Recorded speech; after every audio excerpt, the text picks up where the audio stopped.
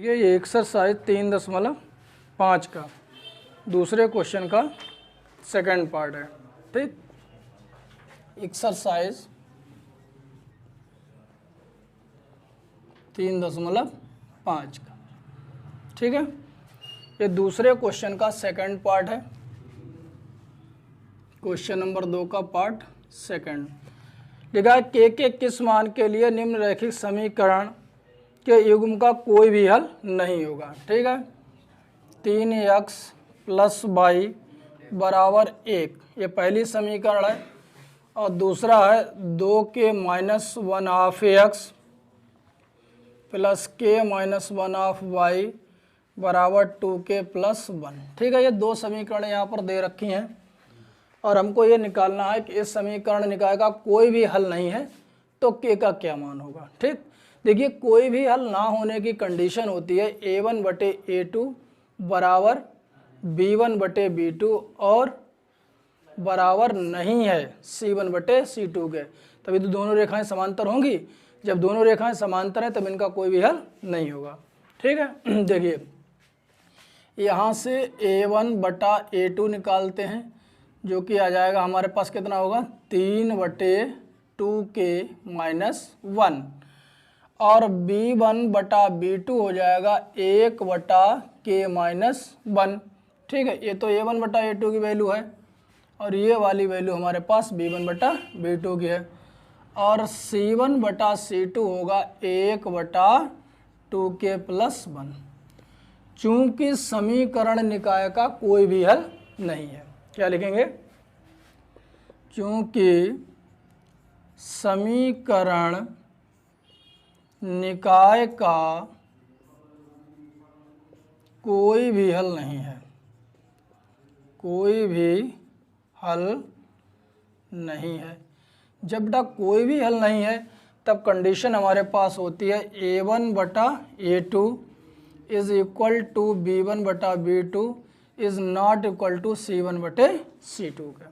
ठीक है, तो वैल्यू डाल देते हैं। देखिए 3/2k - 1 is equal to 1/k - 1 is not equal to 1/2k + 1। ठीक है, तो देखिए एक बार हम इसको टेक कर लेंगे, के का मान ही तो निकालना है, हमसे कह रहे हैं के किस मान के लिए। ठीक, तो टेकिंग 3/2k - 1 1/k - 1। ठीक, पहले दो टर्म को लेके चल रहे हैं हम, तो यहाँ से हो जाएगा 3 क्रॉस मल्टीप्लाई करने पर k - 1 बराबर 2k - 1। ये हो जाएगा 3k - 3 बराबर 2k - 1। देखिए 3k इस 2k को LHS में लाएंगे तो -2k -1 +3 हो जाएगा। ठीक है, तो ये हो जाएगा k = 2। k = 2 के लिए इस समीकरण का कोई भी हल नहीं होगा। ठीक है, उसके बाद देखिएगा सवाल नंबर 3 नंबर सवाल कह रहा है निम्नलिखित समीकरणों के युग्मों को प्रतिस्थापन एवं वज्र गुणन विधियों से हल कीजिए, किस विधि को आप अधिक उपयुक्त मानते हैं। तो देखिए दोनों ही विधियां अधिक उपयुक्त होती हैं। तो यहाँ पर समीकरण निकाय दिए गए हैं 8x + के 5y = 9 और दूसरा दे रखा है 3x + के 2y = 4। ये पहली इक्वेशन है और ये वाली दूसरी इक्वेशन है। हमको प्रतिस्थापन विधि और वज्र गुणन विधि दोनों से इसको सॉल्व करना है। ठीक है, तो सबसे पहले हम प्रतिस्थापन विधि से लगाते हैं। प्रतिस्थापन विधि, देखिए समीकरण 1 से हम पिछले वीडियो में बता चुके हैं आपको, समीकरण 1 से किसी भी एक चर राशि का मान दूसरी चर राशि के पदों में ज्ञात कर लेते हैं। ठीक, तो यहाँ से 8x + के 5y = 9 दे रखा है। यहाँ से चाहे तो आप x का मान निकाल लीजिएगा, चाहे y का मान निकाल लीजिएगा। तो यहाँ से 8x = 9 - का 5y, x = 9 - के 5y/8। ठीक है, इसको समीकरण 3 मान लेते हैं। एक्स का यह मान समीकरण 1 से हमने निकाला और समीकरण 2 में रख देंगे। एक्स का मान समीकरण सेकंड में रखने पर, समीकरण सेकंड में रखने पर, अब समीकरण सेकंड हमारे पास क्या है, 3x प्लस के 2y बराबर 4, 3x प्लस 2y बराबर 4।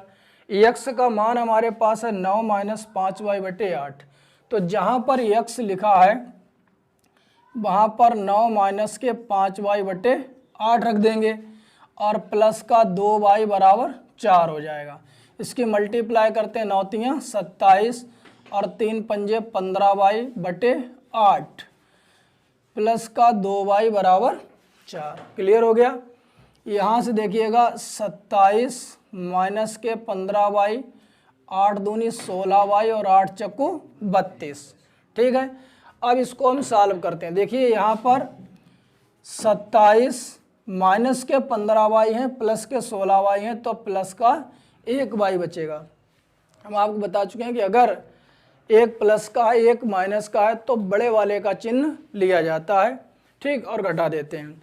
और बराबर कितना हो जाएगा 32, तो y बराबर 32 माइनस का 27, उधर ले जाएंगे माइनस को हो जाएगा, तो y बराबर कितना हो जाएगा 5। तो y का मान कितना आ गया, 5 आ गया। y का मान समीकरण 3 में रख दीजिएगा।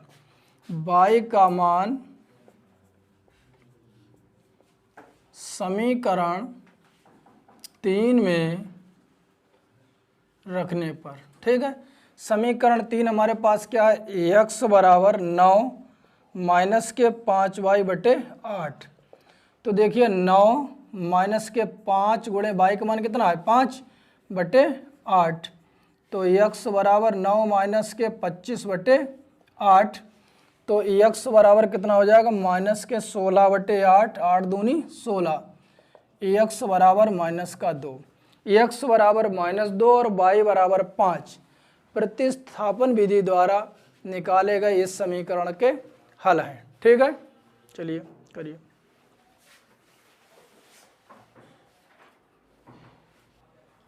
अब देखिए आगे इसी क्वेश्चन को हमको, तीसरे क्वेश्चन को अभी प्रतिस्थापन विधि से सॉल्व किया था, अब इसको हमें वज्र गुणन विधि से सॉल्व करना है। देखिए समीकरण 1 तथा 2 की तुलना a1x प्लस b1y बराबर c1 तथा a2x प्लस b2y बराबर c2 से करने पर, देखिए तो यहाँ से a1 बराबर कितना हो जाएगा 8 हो जाएगा और b1 बराबर 5 हो जाएगा और c1 बराबर हो जाएगा आपका 9। ठीक है, देखिए a2 बराबर 3 हो जाएगा और b2 बराबर 2 हो जाएगा और c2 बराबर 4 हो जाएगा। वज्र गुणन विधि लगानी है। देखिए ax बटा b1 b2 c1 c2, y बटा c1 c2 a1 a2 बराबर माइनस का 1 बटा a1 a2 और b1 b2। अब यहाँ -1 क्यों लिया है, पिछले वीडियो में भी हमने आपको बताया था कि -1 जब RHS में 0 नहीं होता है, कांस्टेंट वैल्यू होती है, तब यहाँ -1 लेते हैं। अगर प्लस यहाँ पर बराबर में 0 दिया गया तब हम प्लस वैल्यू लेते हैं। ठीक है, ऐसे गुणनफल में से हम ऐसा गुणनफल घटा देते हैं। ठीक, देखिए x बटा b1 b2 यहाँ 5 हो जाएगा, यहाँ पर 2, c1 c2 9 और 4, y बटा 9 4, a1 a2 की वैल्यू 8 और 3 है, तो 8 3 माइनस 1 बटा 8 3, b1 b2 5 और 2। ठीक, ऐसे गुणनफल में से ऐसा गुणनफल हम घटा देंगे। ठीक है, ये हो जाएगा ax बटा 5 चौको 20, 9 दूनी 18, अभी देखिए 9 तियाँ 27, 4 अट्ठे 32 माइनस का 1, 8 दूना 16, 3 पंचे 15। ठीक, ये सारी वैल्यू कैलकुलेट कर लेंगे। एक्स बटा यहाँ से माइनस का नहीं, माइनस का प्लस का 2 बचेगा, बराबर यहाँ से माइनस के 5, यहाँ माइनस 1 बटा 1 मतलब माइनस का 1। अब देखिए टेकिंग एक्स बटा 2 बराबर माइनस 1, तो एक्स बराबर माइनस के 2 हो जाएगा। ठीक, अगेन टेकिंग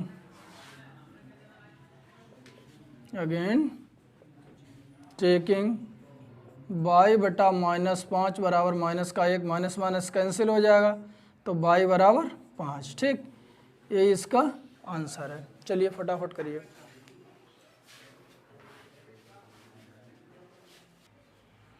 देखिए नेक्स्ट क्वेश्चन है 4 नंबर। निम्न समस्याओं में रैखिक समीकरणों के युग्म बनाइए और उनके हल यदि उनका अस्तित्व हो तो किसी भी बीजगणितीय विधि द्वारा ज्ञात कीजिए। ठीक है, ये क्वेश्चन दिया गया। लिखा है एक छात्रावास के मासिक व्यय का 1 भाग नियत है। ठीक, तथा शेष पर निर्भर करता है कि छात्र ने कितने दिन भोजन लिया है। जब एक विद्यार्थी ए जो 20 दिन भोजन करता है और रुपये 1000 छात्रावास में व्यय के लिए अदा करने पड़ते हैं, जबकि एक विद्यार्थी बी को जो 26 दिन भोजन करता है, कितने दिन, 26 दिन भोजन करता है, छात्रावास के व्यय के लिए रुपये 1180 अदा करने पड़ते हैं। नियत व्यय और प्रतिदिन के भोजन का मूल्य ज्ञात कीजिए। तो मान लेंगे, माना नियत व्यय बराबर 100 रुपया तथा प्रतिदिन भोजन पर व्यय बराबर 22 रुपये। ठीक है, ये क्वेश्चन नंबर 4 का फर्स्ट पार्ट है। क्वेश्चन नंबर 4 का फर्स्ट पार्ट, माना नियत व्यय बराबर 100 रुपये तथा प्रतिदिन भोजन पर व्यय बराबर 22 रुपये। तो देखिए अकॉर्डिंग टू द क्वेश्चन, जो पहला छात्र है ए, उसने क्या किया है कि 20 दिन भोजन किया है, रुपए कितने अदा किए हैं, 1000। तो नियत व्यय 1 से तो सभी में लगेगा। अब प्रतिदिन भोजन पर व्यय 22 रुपये है, तो 20 दिन का 20 22 रुपये हो जाएगा और टोटल कितना हो जाएगा, 1000। ठीक, दूसरा छात्र बी है। दूसरा छात्र कौन है, बी है, और बी छात्र ने 26 दिन भोजन किया। इसका मतलब x प्लस 26y बराबर उसने 1180 रुपये अदा कर दिए। ठीक है, तो ये हमारी 2 समीकरणें बन गई हैं। अब वो कह रहा है इसको किसी भी बीजगणितीय विधि द्वारा हल कीजिए, चाहे विलोपन विधि लगा दें आप, चाहे प्रतिस्थापन विधि लगा दें, किसी भी बीजगणितीय विधि द्वारा हल कर दीजिएगा। ठीक, तो यहाँ पर हम विलोपन विधि लगा रहे हैं, यहाँ लिखेंगे घटाने पर, क्योंकि x वाला जो क्वांटिटी है वो बराबर है, तो ये माइनस हो जाएगा, ए माइनस ए वाला माइनस हो जाएगा और ये कैंसिल आउट हो जाएंगे। अब देखिए माइनस के 26y हैं, प्लस के 20y हैं, तो माइनस के 6y बचेंगे, और यहाँ से कितने बचेंगे, माइनस के 180। माइनस से माइनस कैंसिल हो जाएगा, y बराबर 180 बटे 6, 6 तियाँ 18, तो y बराबर 30 रुपये। y बराबर कितना है, 30। y का मान समीकरण 1 में रखने पर, y का मान समीकरण 1 में रखने पर, समीकरण 1 क्या है, x प्लस 20y बराबर 1000, x प्लस 20 गुणे y का मान कितना है, 30 बराबर 1000, x प्लस ये हो जाएगा 600 बराबर 1000, x बराबर 1000 माइनस 600, x बराबर 1000 माइनस 600, तो x बराबर आ जाएगा 400। तो नियत व्यय कितना हो गया, 400 रुपये, और प्रतिदिन भोजन पर व्यय 30 रुपये। तो लिख देंगे नियत व्यय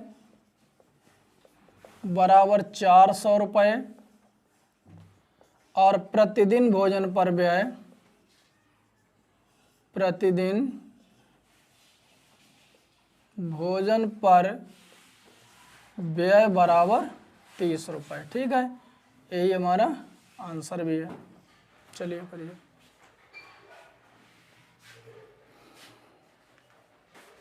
देखिए नेक्स्ट क्वेश्चन है सेकंड पार्ट, एक भिन्न 1/3 हो जाती है जब उसके अंश से 1 घटा दिया जाता है। ठीक, और वह 1/4 हो जाती है जब हर में 8 जोड़ दिया जाता है। भिन्न ज्ञात कीजिए। तो मान लेंगे माना भिन्न बराबर x/y, ये सेकंड पार्ट है 4 का। ठीक, माना भिन्न बराबर है x/y according to the question. पहली शर्त के अनुसार वो क्या कह रहा है, 1/3 हो जाती है जब उसके अंश से 1 घटाया जाता है। ध्यान दीजिए, अंश से 1 घटा दिया तो भिन्न कितनी हो गई, 1/3। ऊपर वाला अंश होता, नीचे क्या होता है हर। वो कह रहा है अंश से 1 घटाया जाता है तो भिन्न कितनी हो जाती है, 1/3। क्रॉस मल्टीप्लाई कर लेंगे, 3x - 3 बराबर y, 3x - y बराबर 3। ये पहली इक्वेशन बन गई। सेकंड कंडीशन क्या दे रहा कि y 1/4 हो जाती है जब हर में 8 जोड़ दिया जाता है। x/y हर में 8 जोड़ दिया तब इसका मान कितना हो गया, 1/4 हो जाता है। तो हमसे कह रहा भिन्न ज्ञात कीजिए। ठीक है, देखिए यहाँ पर 4x बराबर y + 8, 4x - y बराबर 8, ये सेकेंड इक्वेशन है। ठीक है, ये 2 इक्वेशन बन गई। वो कह रहा है किसी भी विधि से आप सॉल्व कर दीजिएगा। पहली इक्वेशन हमारे पास है 3x - y बराबर 3, ये तो पहली समीकरण है। और दूसरी है 4x - y बराबर 8, 4x - y बराबर 8, ये 2 इक्वेशन है। ठीक है, वो कह रहा है इनको किसी भी विधि से सॉल्व कर दीजिए, चाहे विलोपन लगा दिए, चाहे प्रतिस्थापन, चाहे वज्रगुणन विधि, किसी विधि से आप सॉल्व कर दीजिए। ठीक है, तो यहाँ y बराबर है और चिन्ह समान है, समान चिन्ह होने पर हम घटा देते हैं। ये माइनस, ये प्लस, ये वाला माइनस, ये कैंसिल हो जाएगा y, क्योंकि एक प्लस का y, एक माइनस का y, जो कैंसिल हो जाएगा। अब देखिए 4x प्लस के हैं, 3x माइनस के हैं, तो माइनस का x बचेगा, यहाँ से घटने के बाद माइनस के 5 बचेंगे, तो x बराबर कितना हो जाएगा, 5। x बराबर 5 हो जाएगा। x का मान रख दीजिए चाहे समीकरण 1 में चाहे समीकरण 2 में। यहाँ लिखेंगे x का मान समीकरण 1 में रखने पर, 1 में रखने पर समीकरण 1 क्या हमारे पास है, 3x - y बराबर 3। ठीक है, तो 3 × 5 - y बराबर 3, 3 पंचे 15 माइनस के y बराबर 3, माइनस के y बराबर 3 माइनस के 15 माइनस y बराबर -12, माइनस से माइनस कैंसिल हो जाएगा, y बराबर 12। देखिए x बराबर 5 आया, y बराबर 12, अतः भिन्न बराबर हो जाएगा, अतः भिन्न बराबर x/y बराबर 5/12। ठीक है, यही आंसर है। चलिए।